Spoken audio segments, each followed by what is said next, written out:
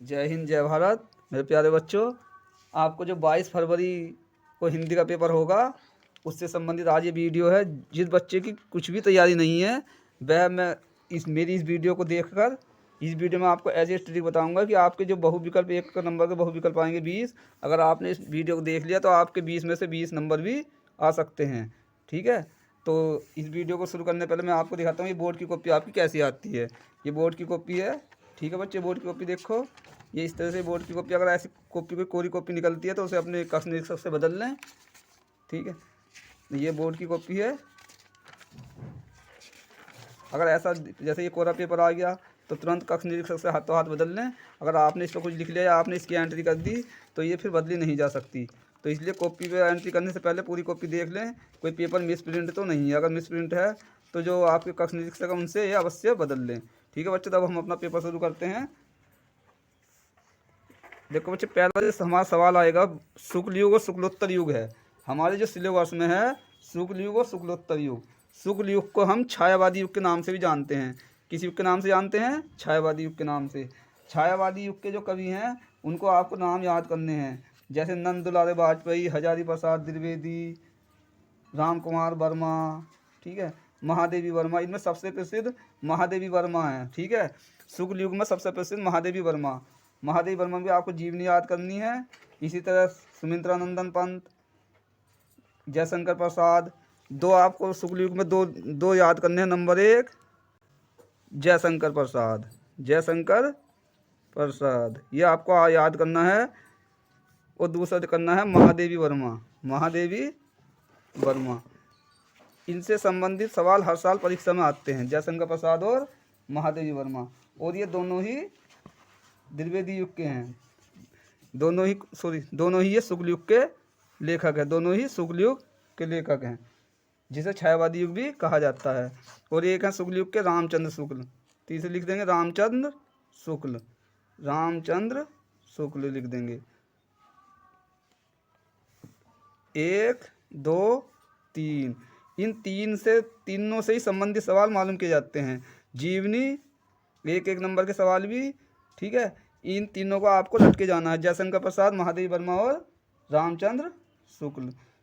दूसरे भाग में आता है शुक्लोत्तर रीतिकाल एवं आधुनिक काल। रीतिकाल एवं आधुनिक काल। रीतिकाल एवं आधुनिक काल में आप क्या करें? रीतिकाल एवं आधुनिक काल देखेंगे। रीतिकाल में आता है केशव जी आते हैं। कौन कौन से आते हैं? रीतिकाल में आता है, रीतिकाल क्या लिखें? रीतिकाल।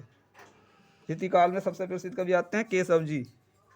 ठीक है, केशव जी की रचना याद करेंगे। बिहारी जी आते हैं। कौन आते हैं? बिहारी, भूषण। इन तीन को आपको अधिकतर 3 की तैयारी करनी है, केशव, बिहारी और भूषण।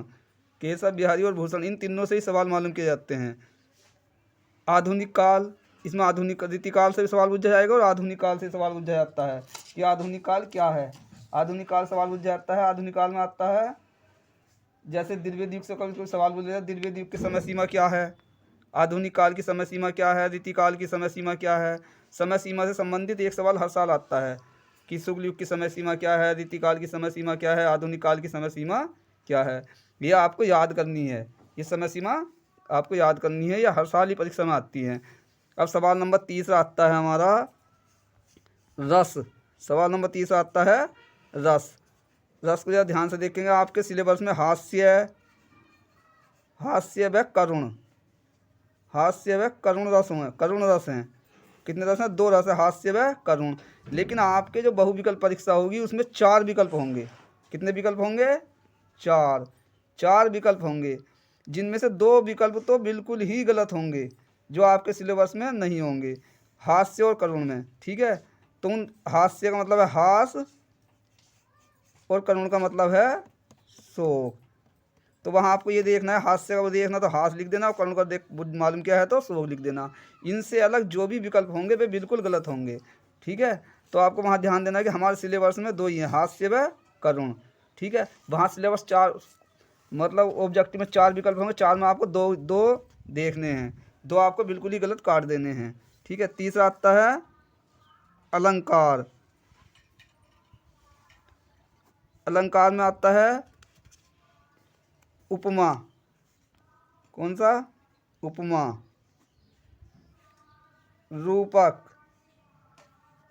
और उत्प्रेक्षा। कौन सा? उत्प्रेक्षा। तो इनकी पहचान क्या है? देखो बच्चों, उत्प्रेक्षा की पहचान है जनु, मनु, मानो और जानो। ये इसकी पहचान होती है उत्प्रेक्षा की। उपमा की पहचान देखेंगे, उपमा की क्या पहचान होगी? उपमा, किसी से उपमा दी जाती है, इसकी किसी चीज़ से उपमा दी जाती है, किसी चीज़ से उपमा दी जाती है।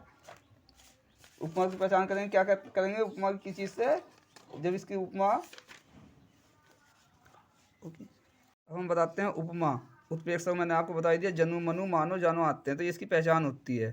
अब उपमा में देखेंगे कि उपमा जो है किसी चीज़ से किसी की उपमा दी जाती है, किसी से किसी चीज़ की उपमा कि वह, ठीक है, उपमा दी जाती है, उसमें समानता प्रकट की जाती है, एक तरह से समानता होती है। ठीक है, जैसे इसमें उदाहरण है पीपर, पात, सरिस मन डोला। सरिस मन डोला, उसका मन पीपल के पत्ते की तरह डोल रहा है। तो मन की पीपल के पत्ते से उपमा दी है। ठीक है, उसका मन पीपल का पत्ता है नहीं। पीपल, अगर पीपल का पत्ता, अगर कहते पीपल का पत्ता है तो ये रूपक अलंकार हो जाता। कौन सा अलंकार हो जाता? रूपक। लेकिन उसने कहा पीपर पात सरिस मन डोला, उसका मन पीपल के पत्ते के समान डोल रहा है। उपमा किससे दी है? पीपल के पत्ते से दी है। तो अब देखेंगे रूपक। अगर रूपक में हम कहें कि उसका मन पीपल का पत्ता है तो उसमें उसके रूप को प्रदर्शित कर दिया, है ना। तो रूपक में क्या होता है? रूपक में बिल्कुल वही बता दिया जाता है जब गुण अत्यंत समानता असमानता के कारण। ठीक है, जैसे यह पायो जी मैंने राम रतन धन पायो, चरण कमल बंदो हरिराई। चरण कमल बंदो हरिराई, चरण कमल बंदो हरिराई। ठीक है बच्चों, ये है हरिराई। भगवान के चरण कमल को क्या किसके रूप का रूप बताया गया है? कमल का। भगवान के चरण कैसे हैं? कमल के समान हैं। कमल है नहीं, कमल के समान है। कमल तो नहीं है लेकिन कमल के समान है। तो उपमा, रूपक, उत्प्रेक्षा, इन्हें आपको याद करना है। ठीक है बच्चों, इसे याद करना है और ये परीक्षा में आते हैं। फिर आता है छंद। क्या आता है? छंद। क्या आता है? छंद। छंद के अंतर्गत आते हैं सोरठा व रोला। सोरठा व रोला। बाकी आपके सिलेबस में और कुछ नहीं है, बस सिर्फ आपको दोनों को ही याद करना है और अच्छी तरह से याद करना। सबसे ज़्यादा कन्फ्यूजन इन्हीं में होती है, सोरठा और रोला में। एक सोरठा याद करना है और एक रोला याद करना है। इनकी परिभाषा भी याद करनी है, ये सम्मात्रिक छंद है या अर्ध सम्मात्रिक छंद है। इन्हें बहुत अच्छी तरह से तैयारी के साथ जाना है, कन्फ्यूज इनमें बिल्कुल नहीं होना है, बहुत अच्छी तरह तैयार करके इन्हें जाना है। फिर आता है हमारा सवाल नंबर 4 आता है उपसर्ग। फिर आता है हमारा उपसर्ग। उपसर्ग में, उपसर्ग तो काफ़ी आपकी किताब में काफ़ी उपसर्ग दे रखे हैं, लेकिन आपको उप, परि, अधि और अनु, इन चारों उपसर्ग का आपको बहुत अच्छी तरह से अध्ययन करना है। इन चारों का आपको बहुत ही अच्छी तरह से अध्ययन करना है। उप, जैसे उप है, ठीक है, उप का अध्ययन करना है। उप कैसा होता है, उप, उसमें उप में कौन कौन सा आते हैं, उप है ना। तो आपको इस तरह से इनका अध्ययन करना मैं बताता हूँ। देखो कैसे करना है, आपको क्या करना है। जैसे उपसर्ग है, उप, उपसर्ग वाक्य पहले लगाए जाते हैं। उपदेश, उपदेश, उपमान, उपमान। ठीक है, प्रत्यय आपके उपसर्ग से निकाल दिए गए हैं, तो ये उपसर्ग है। तो वाक्य पहले उपदेश, देश से पहले लगा उपदेश, मान से पहला उपमान। ठीक है, अब आता है परि। एक आता है परि। क्या आता है? परि। जैसे पर्यावरण, परि प्लस आवरण, पर्यावरण, पर्यावरण, परि प्लस आवरण। ठीक है, परिक्रमा। ठीक, ऐसे ये है अनु, अनुवाद, अनुशासन, अधियाचन। जैसे अनुवाद, अनुवाद, अधियाचन, अधियाचन। ठीक है, इस तरह ये उपसर्ग भी आपको याद करने हैं, ये भी आपकी परीक्षा में आएंगे और बहुत बहुत अच्छे नंबर आपको मिलते हैं और बहुत कम तैयारी में ही अच्छे नंबर मिल जाते हैं। मैंने बहुत हल्के कर दिए, कम से कम 10 बार आपकी किताब में मैंने 4 होता है, 4 से बाहर नहीं आते। इन 4 से अधिक सवाल मालूम किए जाते हैं। अब आता है हमारा समास का टॉपिक। अब आता है हमारा समास का टॉपिक आता है। देखो जी समास, समास देखें। समास, समास आपके 3 हैं, द्वंद्व, द्विगु और बहुव्रीहि। बहुव्रीहि, बस इनकी सिर्फ पहचान देख के बहु विकल्प आएंगे तो सिर्फ इनकी पहचान देख लेंगे। द्वंद्व समास में एक योजक चिन्ह लगा होगा इस तरह से, जहाँ योजक चिन्ह होगा वहाँ द्वंद्व समास होगा। पहचान क्या होगी, एक तो योजक चिन्ह होगा, फिर दूसरा इसके जो शब्द होंगे वे एक दूसरे के 80% शब्द एक दूसरे के विपरीत होंगे। जैसे माता, इसके बीच में योजक चिन्ह है, पिता, माता पिता, ये एक दूसरे के अधिकांश शब्द विलोम होते हैं, माता पिता, और ये योजक चिन्ह होता है। ठीक है बच्चे, क्या होता है, योजक चिन्ह। ये माता, ये पिता, इनका छोटा सा बच्चा, अगर इनके बीच में नहीं होगा तो लड़ाई कर पड़ेंगे। ठीक है बच्चों, तो इसे ध्यान रखना, ये बच्चा योजक चिन्ह है। अब आता है द्विगु समास। कौन सा आता है, द्विगु समास। इसमें गिनती आती है, संस्कृत की गिनती आती है। उस गिनती से आपको पहचानना है, शुरू का शब्द हो गिनती का होगा। जैसे तिर लोक, तिर लोक, तिर माने 3, तिर गिनती, तिर माने होता है 3, तीनों लोक, तिरलोक है ना, तो क्या होगा, तिरलोक आता है।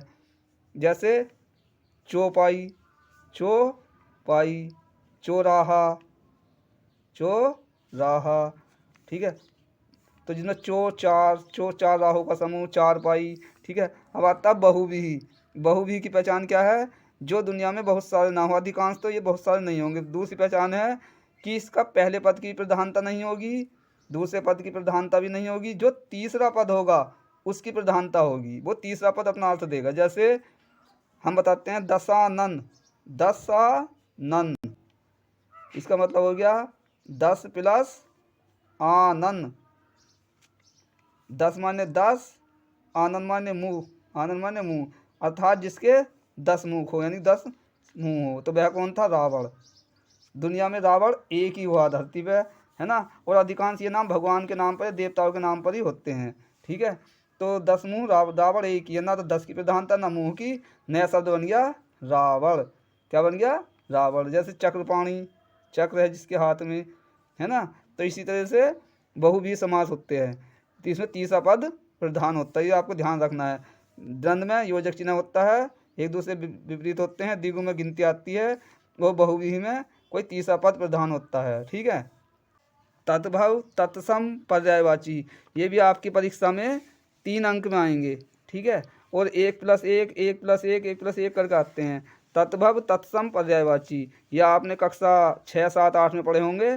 इसका सिलेबस कुछ ज़्यादा है, तो इसलिए यहाँ वीडियो लंबी ना हो इसलिए इसमें नहीं बताया जा रहा है। ये आपको खुद ही याद करने हैं, स्वयं याद करने हैं, क्योंकि इनका सिलेबस ज़्यादा। पर्यायवाची, एक पर्यायवाची आता है, किताब में 20 दे रखे हैं, तो ये आपको स्वयं ही याद करने हैं। ठीक है, तद्भव, तत्सम, तद्युष्मद्, ये भी आपको याद करने हैं। वाक्य का स्वरूप ये मैं तुम्हें समझा देता हूँ, ये क्या है। ये नया सिलेबस, ये आपके सिलेबस में शायद आपको टीचर ना बताया हो या आपको ना पता हो, तो ये आपके सिलेबस में 3 अंक का सवाल नया जोड़ा गया है। इसकी जगह कुछ सवाल काटे गए हैं, तो ये नया सवाल जोड़ा गया है।